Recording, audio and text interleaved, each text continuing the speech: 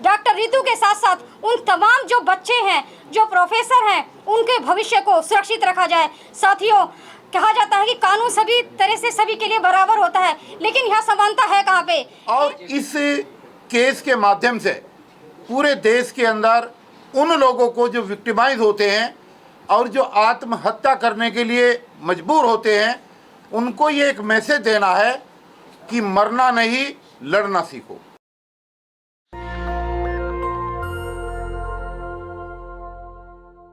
Doctor Ritu की personal लड़ाई नहीं है, ये एक सामाजिक लड़ाई है। और एक नारा है कि डिवाइड एंड रूल, ये अंग्रेज़ों ने नहीं, ये इन मनुवादियों ने दिया था, इन्होंने हमें बांटा है। तो प्लीज़ इस पे ध्यान दें और घर से निकल करके बाहर आएँ और इस बच्ची का, प्रोफेसर रितु का साथ दें। घर में बैठने का समय नहीं है, बिल्कुल ख़त्म हो चुका है। नहीं तो ये आज रितु का नंबर कल हमारा और आपका, हमारी आपकी बहन बेटी का हो सकता है। बच्चों का भविष्य बचाना है तो आप घर से बाहर निकलिए और डॉक्टर रितु का साथ दीजिए। एक छोटा सा उदाहरण दूंगा आपको, बाबू जगदेव प्रसाद लेनिन का। बाबू जगदेव प्रसाद लेनिन ने ये कहा था कि 100 में 90 शोषित हैं और शोषितों ने ललकारा है, धन धरती और राजपाट में 90 भाग हमारा है। इसी बात के ऊपर बिहार में दरोगा ने थाने में बुला करके बाबू जगदेव प्रसाद के माथे में गोली मारी थी। क्यों? उसने मैसेज दिया था कि हम तुम्हें दिमाग से नहीं सोचने देंगे। तो प्लीज़ आप पढ़ें, समझें और घर से बाहर निकल कर डॉक्टर रितु का साथ दें। दिल्ली यूनिवर्सिटी में जो आंदोलन शुरू होने जा रहा है, देखिए ये आंदोलन डॉक्टर रितु के नाम से शुरू हो रहा है, लेकिन इस आंदोलन को मजबूती देना और इस आंदोलन को सफल बनाना उन तमाम अम्बेडकरवादी संगठनों का और नेताओं का उत्तरदायित्व है जो आज अपने संगठनों में बहुत बड़े बड़े भाषण देते हैं। ये एक मैसेज पूरे देश में जाना चाहिए। आज तक का रिपोर्ट ये है कि SC/ST एक्ट के अंदर जितने केस पूरे देश में रजिस्टर्ड हुए हैं, उनमें से 95% केस या तो बंद हो जाते हैं या लोग कंप्रोमाइज़ कर लेते हैं, लंबे समय तक लड़ नहीं पाते। इसलिए उस एक्ट की धार कमज़ोर होती जा रही है और इस केस के माध्यम से पूरे देश के अंदर उन लोगों को जो विक्टिमाइज होते हैं और जो आत्महत्या करने के लिए मजबूर होते हैं, उनको ये एक मैसेज देना है कि मरना नहीं, लड़ना सीखो। आज मरने का समय नहीं है।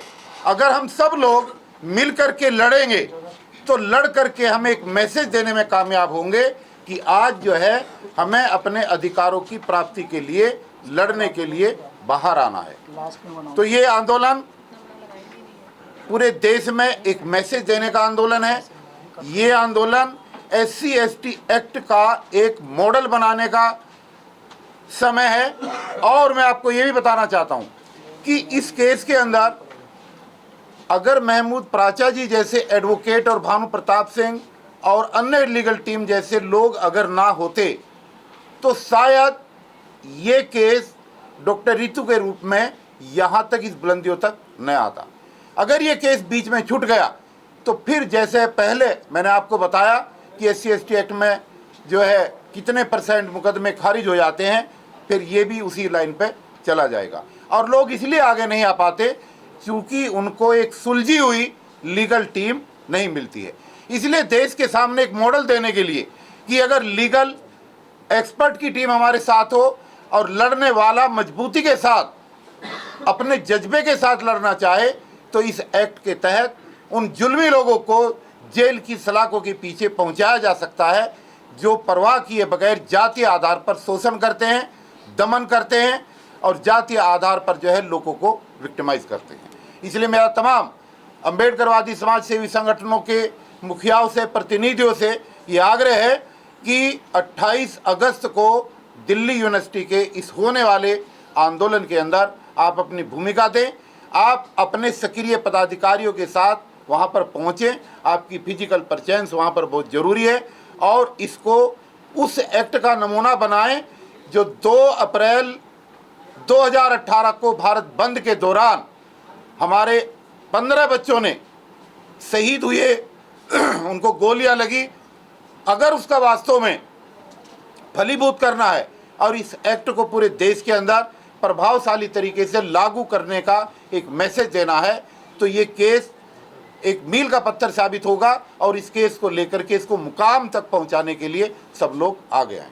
साथियों, मैं आज आपके चैनल के माध्यम से भारत के हर कोने गली कूचों में रहने वाले SC ST OBC माइनॉरिटी समाज के लोगों से एक आह्वान करना चाहती हूँ कि साथियों, बहुत हो चुका ये कैंडल मार्च चलाना।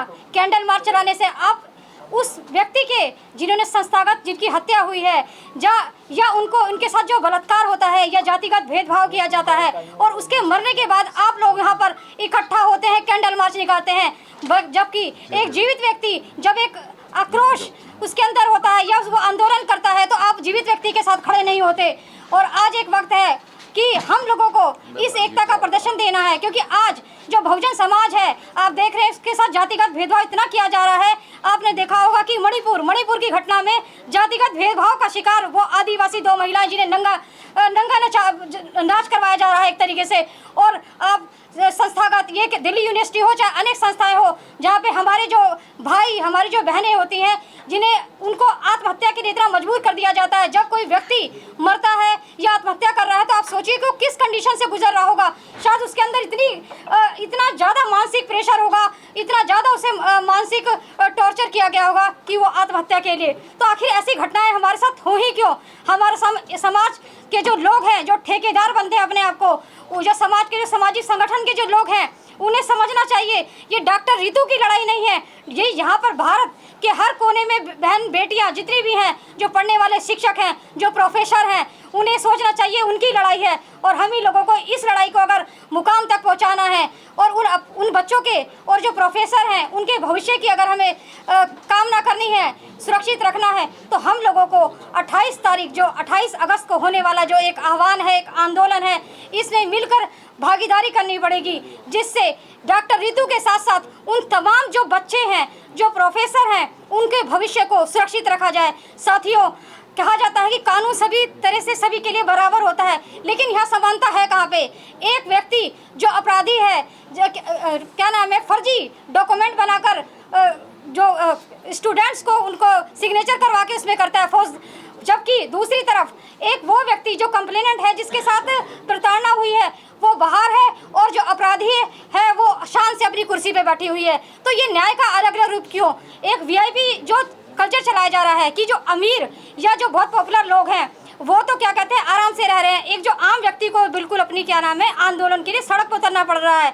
आज कहा जाता है कि हमारा SC ST हमें एक्ट जो हमें कानून दे दिया गया है, हमारा स्पेशल एक्ट है जिसमें बहुत ही अच्छा जिसे एक्ट हमें मिला हुआ है, लेकिन वाकई में अगर कहा जाए तो इसका इम्प्लीमेंटेशन नहीं है। जब हम थानों के अंदर जाते हैं तो ना तो हमारी सही से FIR होती है, ना कोई सुनने वाला होता है। अगर हमने मेहनत कर भी दी, अगर हमारी FIR हो गई तो उसके अंदर भी इस तरह से षड्यंत्र रचा जाता है कि आपकी चार्जशीट ना करके क्लोजर रिपोर्ट फाइल कर दी जाती है। इस तरह से केस को दबाने के लिए, और कोर्ट तक तो पहुँच ही नहीं पाता, और उसे क्या देते हैं बाद में कोर्ट के अंदर कि आजकल तो SC ST के लोग जो हैं फेक केस बनाते हैं, लोगों को फंसाते हैं। तो साथियों, ये लड़ाई न्याय की लड़ाई है और डॉक्टर रितु की लड़ाई नहीं, हम सबकी लड़ाई है, आपकी बहन बेटियों की लड़ाई है। हम एक सामाजिक कार्यकर्ता होने के बावजूद अगर हम अपनी मेहनत कर सकते हैं तो घर के अंदर बैठे हुए वो सभी लोग जो अपने आप को कहते हैं कि हम जिंदा दिल लोग हैं, सड़क पे उतरिए और 28 तारीख को दिल्ली यूनिवर्सिटी में आप सभी डॉक्टर रितु का